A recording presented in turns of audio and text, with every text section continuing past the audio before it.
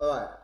Chelsea Football Club, once a dominant force under Roman Abramovich, now a club under transition.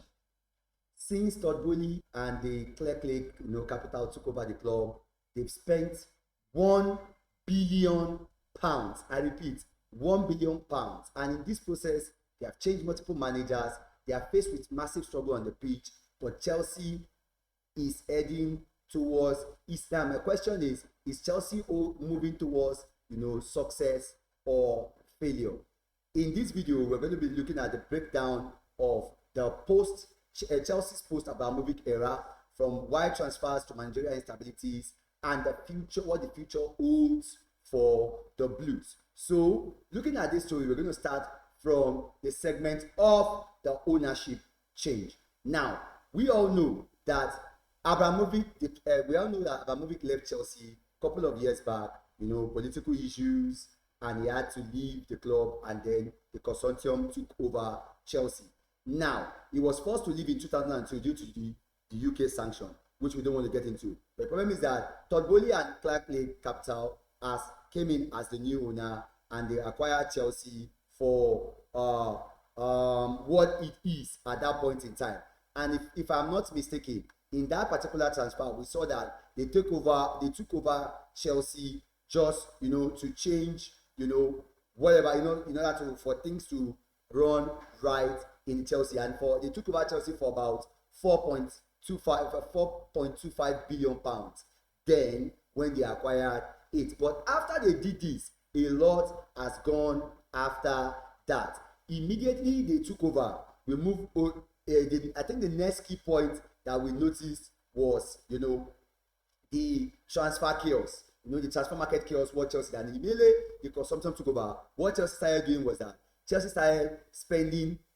Chelsea started a spending spree. Chelsea spent over £1 billion on transfer within 2 years, signing young players on long contracts, often like 6 to 8 years, to spread the cost, to comply with the FFP rule. Now, notable signings that Chelsea made during this era include Enzo Fernandez, Milankovic Modric. We also have in that same partner, they also bought the likes of Cole Palmer, Lavia, and many more. Now, many key players from that era of the Abramovich era had to leave, including the likes of N'Golo Kante, Jorginho, Mateo Kovacic, Mason Mount, and also the popular Kai Havertz. Now, these are the things that has actually happened. Now, but the problem that Chelsea has, that I feel, now I want Chelsea fans to just, look at this. Let's be honest, Chelsea fan, is this the worst era of the club? Now, if you do not know that ownership change, what it has brought is that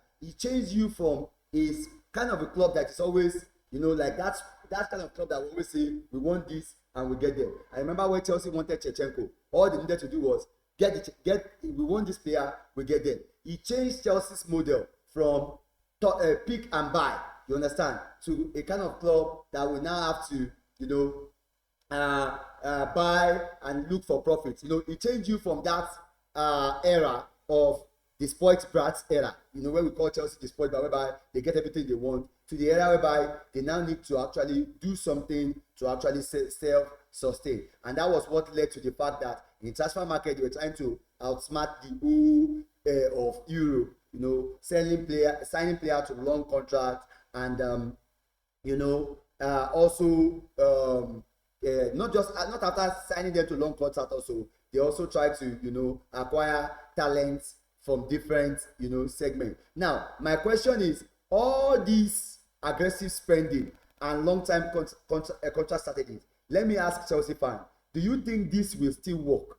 That's my question. Do you think Chelsea strategy is a genius, or is just reckless spending? Because at the moment, it's not looking good at all for any Chelsea fan.